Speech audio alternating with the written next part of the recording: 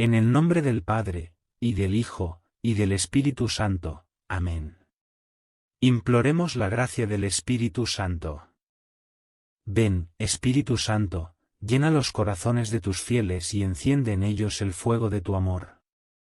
Envía, Señor, tu Espíritu, que renueve la faz de la tierra. Oración. Oh Dios, que llenaste los corazones de tus fieles con la luz del Espíritu Santo, concédenos que, guiados por el mismo Espíritu, sintamos con rectitud y gocemos siempre de tu consuelo. Por Jesucristo nuestro Señor. Amén.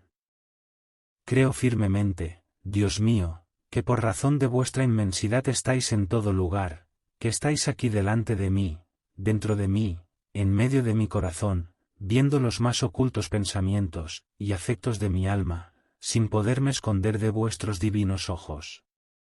¿Quién soy yo, Dios mío, delante de vos? ¡Ay, miserable de mí, que bien veo, soy un puro nada, y con todo me atrevo a ponerme en vuestra divina presencia! Perdonadme, Señor, el arrojo que nace de la suma necesidad que tengo de vos.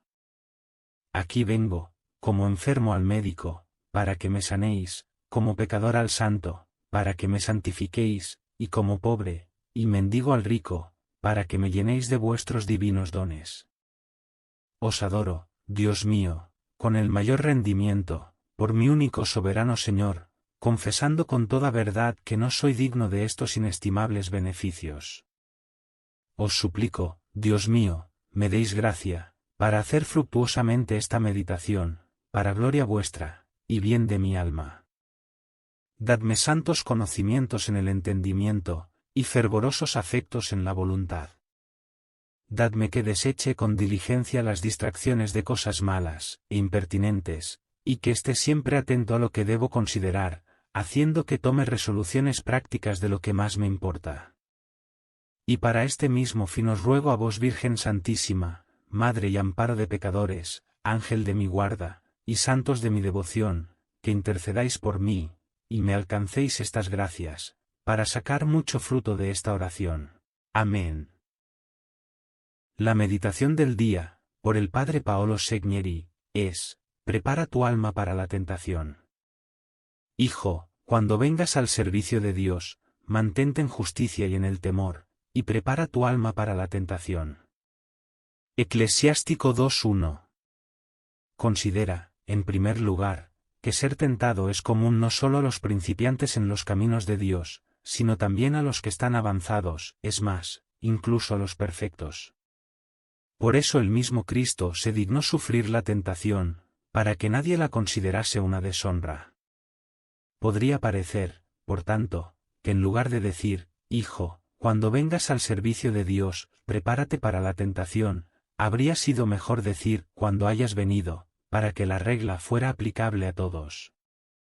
Sin embargo, el eclesiástico prefirió decir, cuando vengas, porque, si es posible que los avanzados y los perfectos padezcan tentaciones, y muy severas, es imposible que los principiantes no las dejen de padecer, porque la furia del diablo es más feroz contra aquellos a quienes ven el acto de escapar de su poder.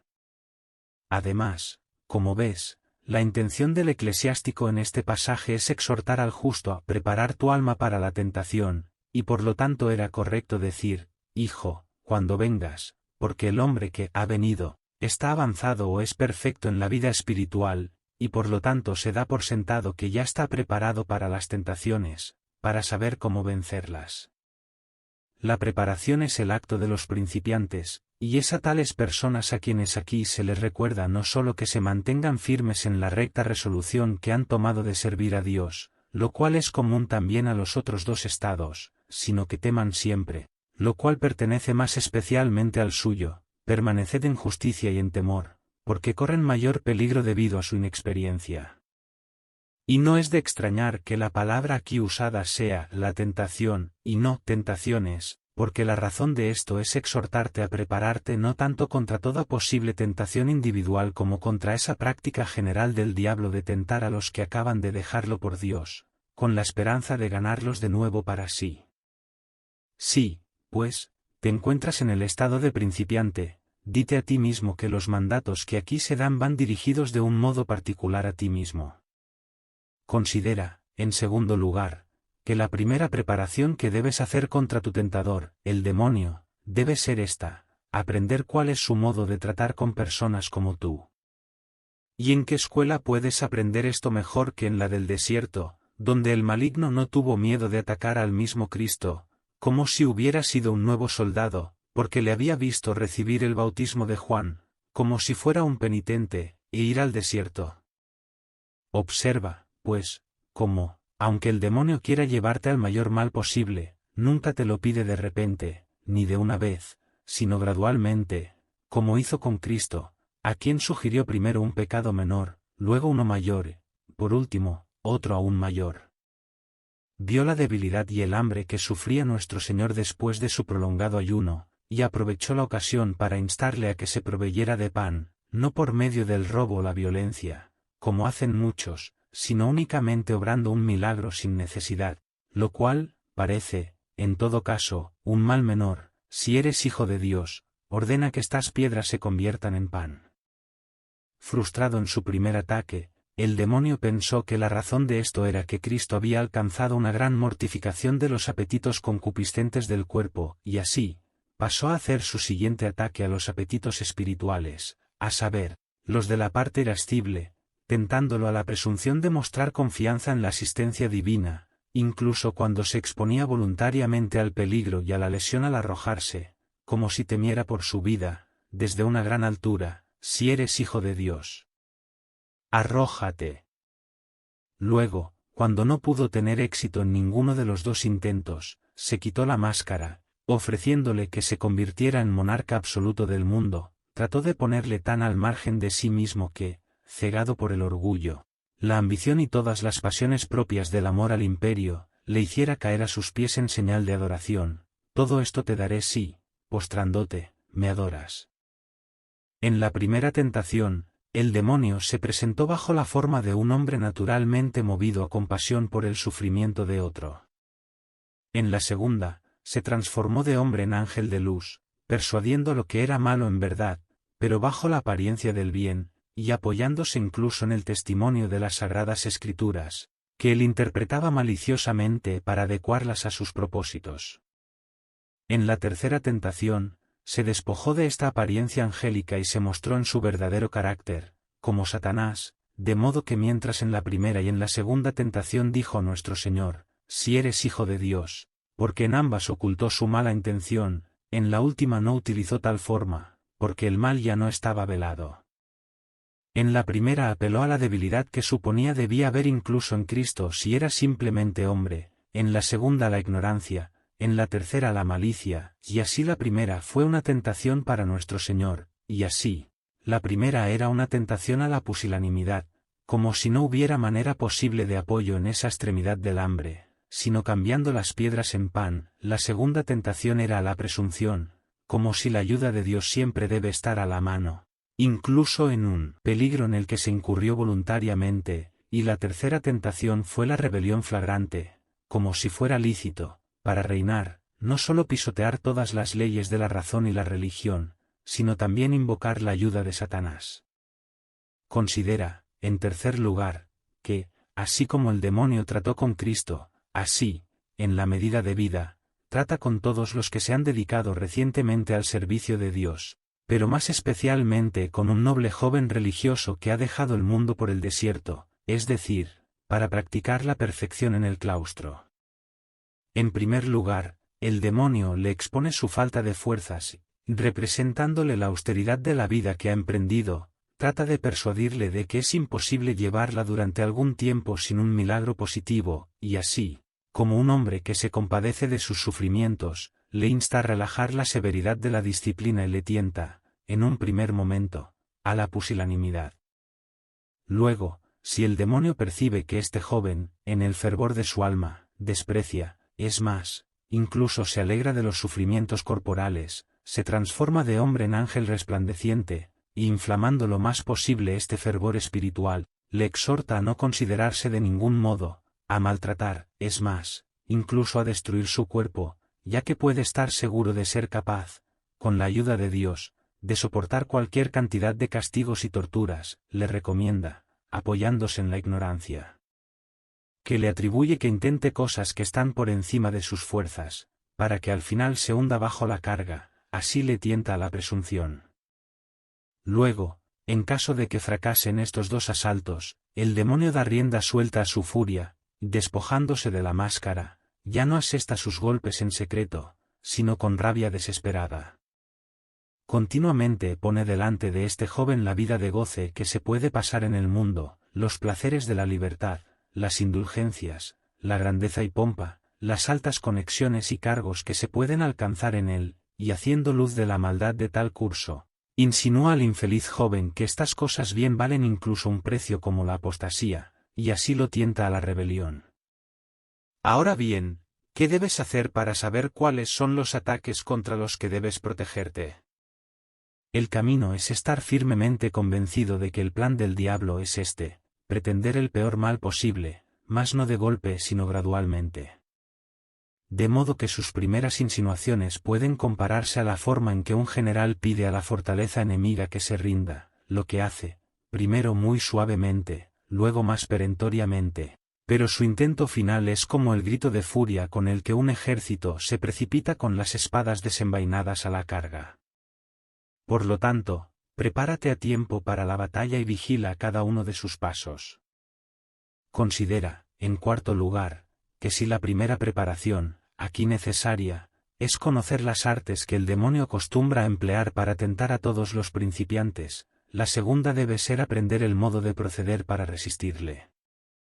Esto también debe aprenderse en el desierto, estudiando el método divino de nuestro Señor, que con gran humildad se sometió al asalto del tentador para enseñarnos a resistir sus ataques.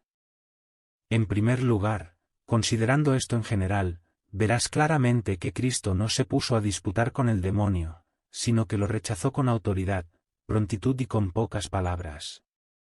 De la misma manera, en el mismo caso, niégate a discutir con las ociosas imaginaciones en las que el maligno acecha para atacarte, pero tomando tu posición en aquellos principios de fe que ya has aprendido, no intentes nada más. Recuerda las promesas y los mandamientos de Dios, como lo hizo Cristo, para oponerlos tanto a las ofertas como a las pretensiones del demonio, y estimando mejor una simple y llana palabra divina que cualquier argumento contra el que se te ocurra, no concurras en nada, por pequeño que sea, con la intención del demonio, pues nada le inquieta tanto como este trato despectivo. Pasa luego a cada una de estas tres clases de tentación en particular, y en cuanto a la primera, la de la pusilanimidad que te haría aflojar la severidad de la disciplina, o proveerte de vestido, comida u otras gratificaciones humanas, en formas que no están permitidas, di, no solo de pan vive el hombre, sino de toda palabra que sale de la boca de Dios. Porque si te falta un medio de sustento, Él te proveerá de otro, no es necesario que sea el que el diablo te sugiere, te basta que te sea provisto con sumo amor por Dios. Durante 40 años los hijos de Israel estuvieron sin pan ordinario, y Dios les dio en su lugar maná. En cuanto a la segunda tentación, a la presunción, que, por el contrario, te insta, a causa de la fe en Dios que ya has demostrado, a realizar penitencias superiores a tus fuerzas, u otros actos de celo singular o indiscreto, impropios del estado en que te encuentras, di, no tentarás al Señor tu Dios. Porque no es lícito dar un salto peligroso, contando con medios extraordinarios de ayuda, para llegar a un lugar que podría alcanzarse gradualmente por un camino seguro. Y si ignoras cuál puede ser ese camino, hay muchos directores espirituales dispuestos a actuar como fieles guías para mostrártelo, consúltalos. En cuanto a la tercera tentación, la de la rebelión, si el demonio es tan audaz como para asaltarte con ella, debes repelerlo al instante con una especie de autoridad, por así decirlo, anatematizarlo, vete, Satanás, porque está escrito, al Señor tu Dios adorarás, y a Él solo servirás. Porque aunque esta tentación es la más fuerte de todas, debido a la gran fascinación con que tu mente puede ser engañada por esos bienes mundanos, todos los cuales el diablo te muestra a la vez, placeres, riquezas, reputación, e incluso, si fuera posible, rango real, sin embargo, observa que el diablo te muestra, al igual que mostró a Cristo, las cosas buenas, pero no las malas del mundo, te muestra sus alegrías, pero no sus angustias, sus posiciones elevadas, pero no las caídas de ellas, las rosas, pero no las espinas. Y así, en verdad, te revela lo que está calculado para traerte al mundo, pero oculta lo que te repelería de él, muestra todos los reinos del mundo, y la gloria de ellos, pero no la miseria de ellos. Además, ¿no ves con cuánta evidencia te miente? Declara que puede darte lo que no es suyo. Su condición es tan lamentable que siempre está aullando de furia, atado con cadenas de hierro y lazos de fuego, y sin embargo promete hacerte feliz en este mundo si le adoras. ¿No es esto una falsedad digna de Satanás? ¿Y puede haber mejor respuesta para alejarlo de ti que, vete, Satanás? Ya que aquí se ve tan claramente de muchas maneras lo que es, malicioso, falso, insolente y sacrílego usurpador del culto debido solo a Dios. Esto, entonces, es lo que el eclesiástico desea de ti cuando dice, hijo, cuando vengas al servicio de Dios, mantente en justicia y en temor, y prepara tu alma para la tentación. Quiere que sepas que el enemigo está a punto de entrar en conflicto contigo, y así aprendas los golpes maestros que te dará, y que tú debes devolver. Oración final. Os doy gracias, Dios mío, de la paciencia que vos habéis tenido, y merced que me habéis hecho en sufrirme en vuestra presencia en esta meditación, y aun en los buenos pensamientos, afectos y resoluciones que me habéis comunicado en ella, pues todo lo miro como venido de vos, de quien desciende todo bien.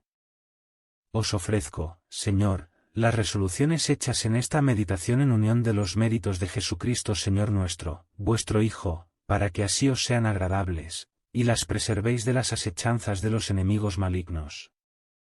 Os suplico, me deis gracia para poderlas en ejecución, y ser fiel en lo que he resuelto en vuestra presencia, para cuyo fin os suplico a vos, Virgen Santísima, Madre y Amparo de pecadores, Ángel de mi guarda, y santos de mi devoción, que intercedáis por mí, y me alcancéis esta gracia. Amén. Gracias por escuchar este audio. Que el Señor te bendiga y te guarde, te muestre su rostro y tenga misericordia de ti, vuelva a ti su mirada y te conceda la paz.